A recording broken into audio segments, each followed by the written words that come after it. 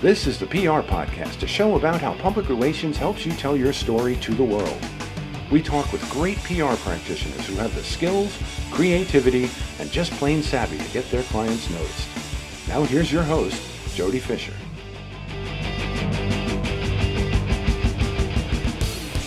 Hey everyone, and welcome to the PR Podcast. I'm Jody Fisher. Thanks for joining us. Well, if you would like to be a guest on the PR Podcast and you've got a story to tell, we want to hear from you. You know, we talk about how the news gets made on this show, but it branches out an awful lot from that. We talk with PR professionals. We also talk with newsroom decision makers, or what I refer to as newsroom decision makers, you know, the assignment editors, the reporters, the videographers, to understand them and their needs and how we as PR people can interface better with them. But, you know, we go off that narrow path every once in a while. We've talked with people about AI, obviously. We've talked with people about influencer, social media, influencers, marketing, things like that. So we don't confine ourselves to just that newsroom kind of talk. We want to hear about ways we can communicate better with the audiences that we're trying to reach, because that's what PR is all about, is reaching those critical audiences to achieve the business goal that you want to achieve. So if you have a story to tell in that regard and you want to be a guest on the PR Podcast, send me an email, jody@jodyfisherpr.com or jody@jodyfisherpr.com, right? And reach out to me there or hit us up on one of the socials and pitch yourself as a guest. Tell us 3 things you'd want to talk about and make it interesting, right? We all know about how to write a pitch letter. We don't need to hear about that. Tell us something you do that's really cool, and let us know why you'd be a great guest. So send it to me, jody@jodyfisherpr.com, and we'll see if we can book you as a guest on an upcoming show.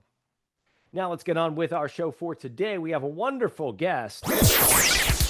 Nicole Castillo is president of WordHampton Public Relations, the premier PR agency in New York's the Hamptons on Long Island, and ranked one of the top PR firms in New York by O'Dwyer's. Specializing in restaurants, lifestyle, and beauty businesses, nonprofits, and events, WordHampton has trademarked the terms "We Speak Restaurant" and the Hamptons Insiders. I want to hear about that. As the summer season has just kicked off in the Hamptons, there is so much happening out east to discuss, and we're happy to have her on. Nicole, welcome to the PR Podcast. Thanks, Jody. Happy to be here and happy to chat. All right, so let's level set. People have probably heard of the Hamptons, and when they think of it, they probably think of, right, luxury. They probably think of the mansions and the yachts and the, you know, all the migration from Manhattan's, billionaire class, 1% class out to spend their money. But it's a lot more than that. And you know it better than anyone because you live there full time. Tell us about the Hamptons as such a unique market. Well, indeed, unique is definitely what it is. I mean, it is a resort area and the population literally triples in the summertime. And everybody's paying attention to the Hamptons. They want to know what's new, what's hot, what's going on out there, so on and so forth. However, in the off season, it could be a ghost town.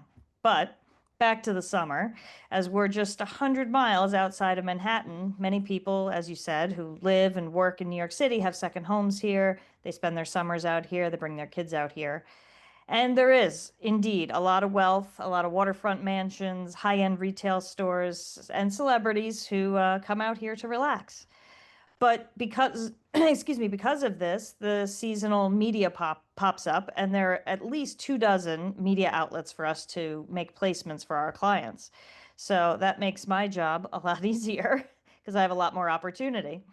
And not to mention the New York metro media and the national media, again, is focusing on what's happening in the Hamptons in the summer. So it gives us a lot of opportunity and a lot of, places to pitch when we're working with our clients. And it allows for a lot of exposure and a lot of eyes on the Hamptons in general as a location and as a resort market. It's interesting to me too. I don't live far from the Hamptons, though I'm still far from the Hamptons. How it is kind of this intersection, especially in the summer season, right? It's yes, we think of, and WordHampton was primarily founded as a restaurant PR firm, but you do lots more than that. Sure. But the media that you're going after in this summer season is kind of this intersection of food and hospitality and celebrity and lifestyle and lots of other things.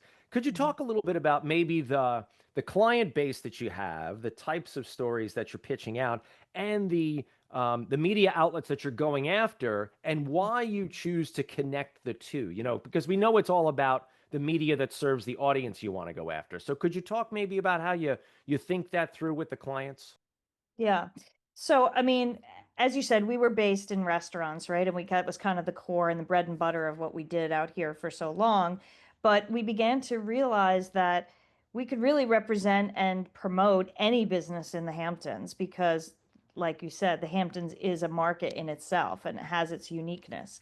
So, we were going to our clients and really kind of uncovering and digging into what makes them unique, what makes them stand out, what makes them different, what makes them what they're doing hot, trendy, and cool, in essence with what's going on in the current marketplace, so to speak. And so, obviously, if they're new, new equals news. So, we're running with that angle for sure. But, some places have been doing business out here for 20, 30, even 40 years, and we still have to make them hot and cool, right? So, it's about what are they doing that's new? What are they adding new menu items, or are they unveiling a new product? Are they bringing a new person on board? Are they doing a collaboration? Things like that that help generate that interest with the media. And then when we're going to the media, we're pitching, anywhere from the local newspapers and local digital, websites, all the way to regional, going to the New York Times or the Wall Street Journal. That again, like I said, are covering the Hamptons in season and trying to think of what are people talking about? What's, current in the media, but that kind of dovetails into that lifestyle element. So maybe not hard news, but definitely more like lifestyle oriented and trends and food, beverage, lifestyle, retail, things like that. I've got to imagine that the bar you have to clear for coverage is very high Hmm. because, like you said, all eyes on the Hamptons. Yes, everyone wants to report on the Hamptons, but they're not just taking every press release that comes off the shelf. They're not just reporting on, maybe the two new menu items or whatever. They really want something that will make their coverage of whatever they're writing about stand out. So how do you deliver that to them? And how do you think through it with the client? Yeah. So I've had those conversations before where I've said to a client, like, okay, I can't just call up a reporter and say, hey, you got to go here. It's really good. Right? Like that's just not enough.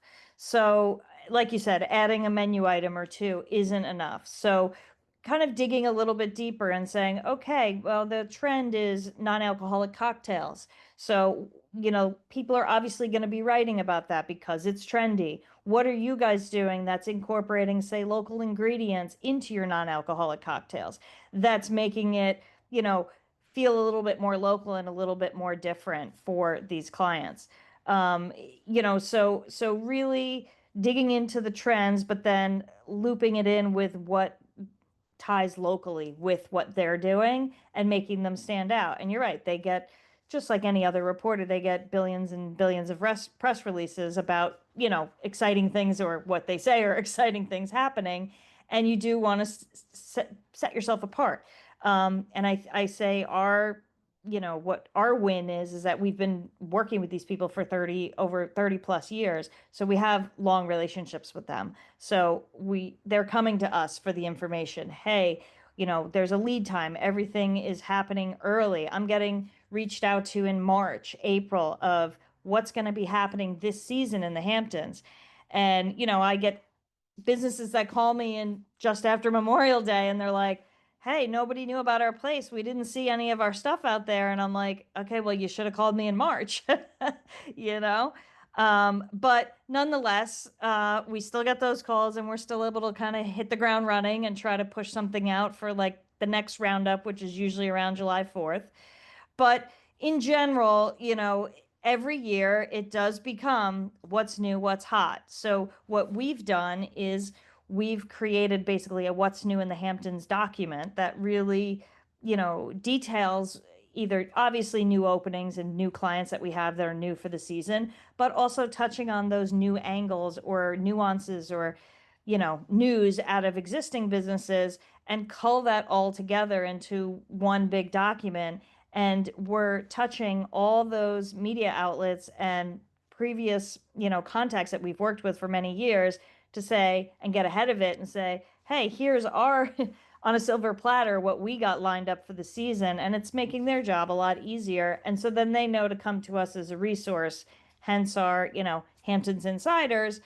We do have our ears to the ground and we are hearing about things going on here, and we won't get every new opening, but we serve two masters. I'm willing to share information with media because we need the media to make our clients happy and vice versa. So I'm always willing to share the information that I know, and then also work our clients into there because it kind of ingratiates us to the reporters when we're working with them.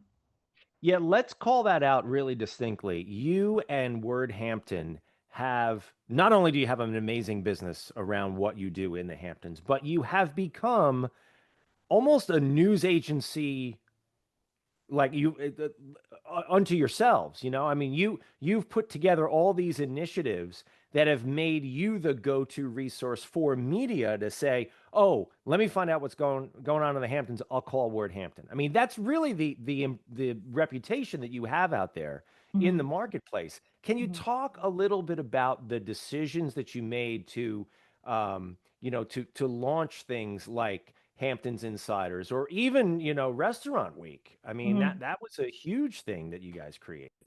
Yeah. So, I mean, it's funny because the story behind the what's new in the Hamptons idea is that years ago, myself and my former partner, we would print out press releases on paper, fold them up and stuff them into envelopes, and mail them out to our full media list. And we came up with this little stamp that we put on the outside of the envelope that said, for your Hamptons file.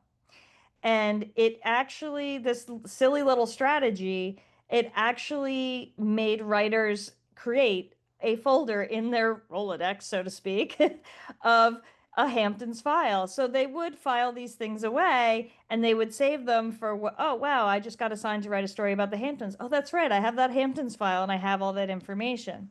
So it evolved from there, right? And now we're obviously doing it digitally, but positioning ourselves as those experts really did work for us because um the writers were coming to us and we were able to kind of use that as a pitch strategy to new businesses that we're getting those calls. And if you're not a client, I'm probably not talking about you. So you might want to think about becoming a client. So I mean, we've been doing that for 33 years, and it's served us pretty well. I got to tip my hat. That is a gangster move. It's so smart. And like I said, it kind of has created, you've created a reputation as being a news agency that media can reach to get information from. It's an extraordinarily powerful position to be Mhm. in, I think. Um, Yeah. now that's not to say that you've limited your business, your geographic business scope to just the Hamptons. I mean, you cover all of Long Island. You stretch all the way into New York City, right? Yeah, I mean, since COVID, we haven't really gotten too much back into New York. That kind of obviously cut things off a little bit for us during that period. So we've really chosen to focus on the East End and island wide and Long Island. And that, as you mentioned prior, is kind of where the birth of Restaurant Week came from, which actually started in the Hamptons. We had a client, well, Long Island Restaurant Week started in 2006.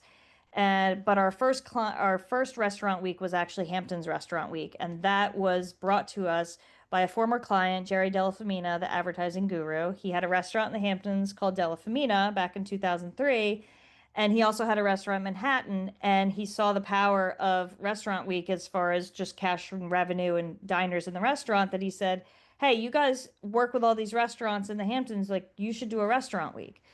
So we were like, well, I guess we have to do a restaurant week. So we kind of literally, For those who, let me jump in here. For those who don't know, you rarely, if ever, say no to Jerry. yeah, exactly, exactly. So we were like, kind of looked at each other and we were like, well, I guess we're doing a restaurant week. So in 6 weeks, we kind of threw it together. We had about, 20 restaurants or something along those lines, 2 dozen.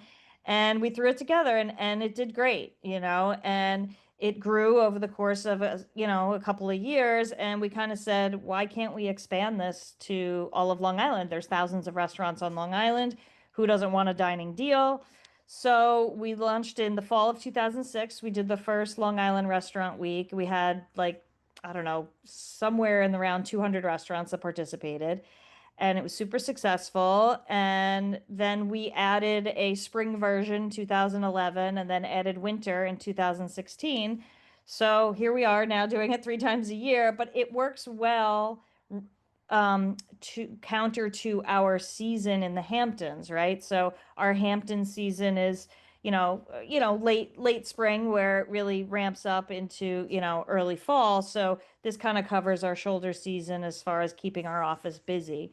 And I mean, honestly, it fills the void for restaurants too. We try to pick times of year where business might be a little bit slower. It's driving revenue, it's driving cash flow, and then it's obviously making diners happy. They're getting a deal. They're going out, they're getting a deal. And it just works well for our office, and we do everything nuts to bolts. So we're not just doing PR, we're planning it, we're running the website, we're running an advertising campaign, we're soliciting the restaurants, um, you know we're soliciting sponsors, all that stuff, running the merchant accounts, everything from A to Z. So it's a handful, but it works well for our office. And we've actually 2 years ago, we partnered up with the Long Island Oyster Growers Association, and we launched a Long Island Oyster Week. So it's still in its infancy. We're still working out the details of it. It's obviously a little more specialized, but it's going into its third year this fall. So it's initially got a good response. And again, it's run a little bit differently, but it's got, a good celebration of Long Island's bivalve, the oyster. Love that. And I really have to tip my hat to you guys, because you have Restaurant Rake is another great example of how WordHampton has transcended its role as a PR agency that is out there, sort of hat in hand, like we all are, begging for news coverage, into actually driving news coverage, Mhm. into actually creating things that you're saying to reporters, not will you please cover, but hey man, you should really cover this, because Right. you're going to be left out otherwise. I mean, that is like I've said this previously in the conversation, it's a powerful position that you guys have created. And it's not a mistake. I mean, you guys have been really intentional about this. It's really impressive. Mhm. Yeah, I mean, it's been successful, and it's funny, we do surveys after restaurant week, and of course we get some negatives here and there.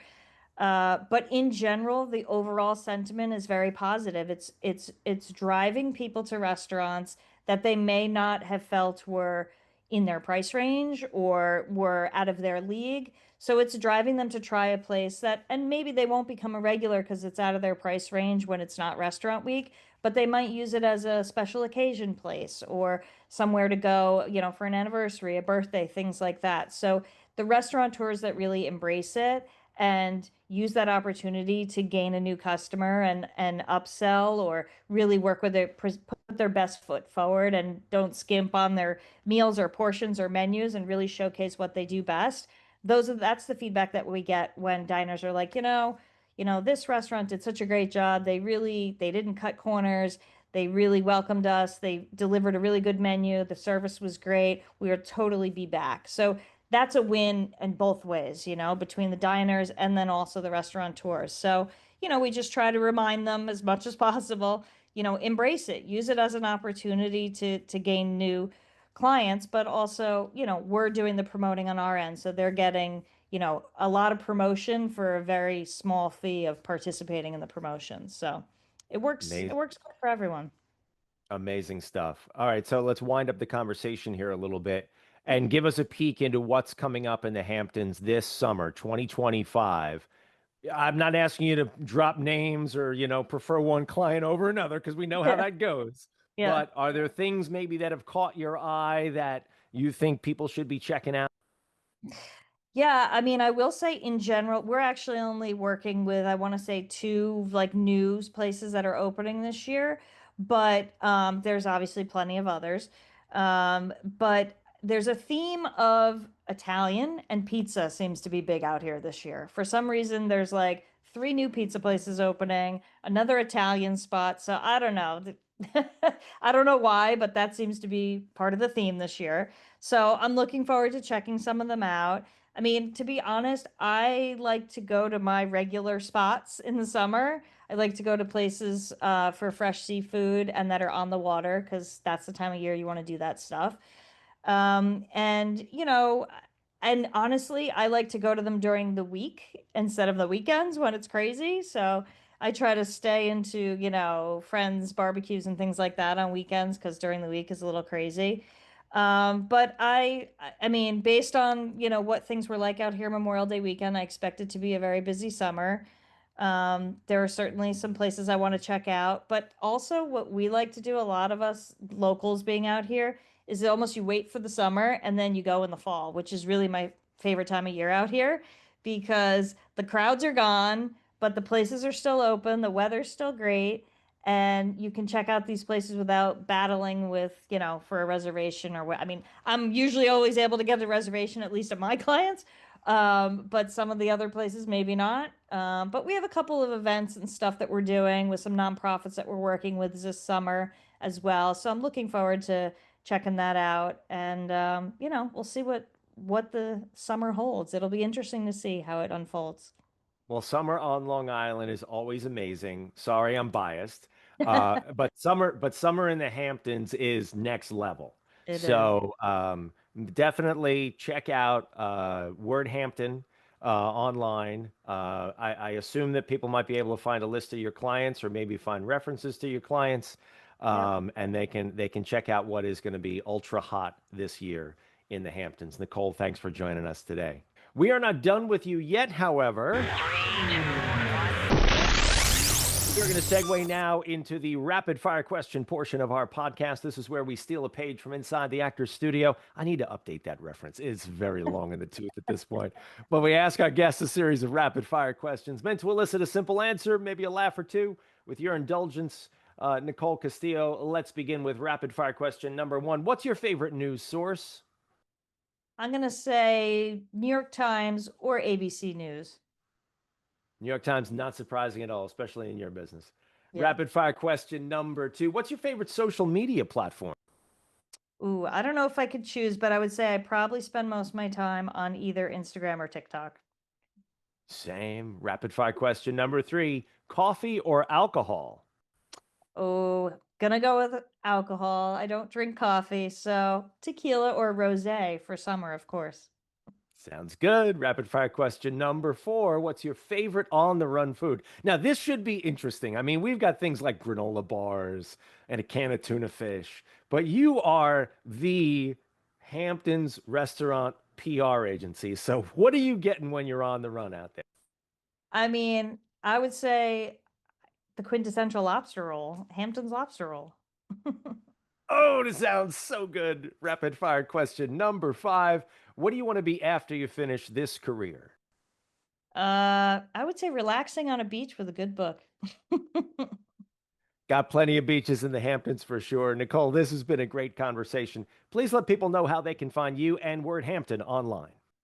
Yep, we're wordhampton.com, super simple. And then Instagram, we're wordhampton_PR, and just Wordhampton on Facebook. Those are pretty much our main outlets. Sounds good. Thanks again, Nicole. And thank you, everyone, for listening. Please remember to subscribe to the show. Connect with us on Facebook, Twitter, Instagram, and TikTok at The PR Podcast, and send us a question or a comment. Our intro is by Christopher Appold. You can find him and his fantastic photography on Instagram at Christopher_APPOLDT. Check him out there and hire him for all your photography needs. You can find me online at Jody Fisher on all the socials and on the web at jodyfisherpr.com. We'll see you next time on the PR Podcast.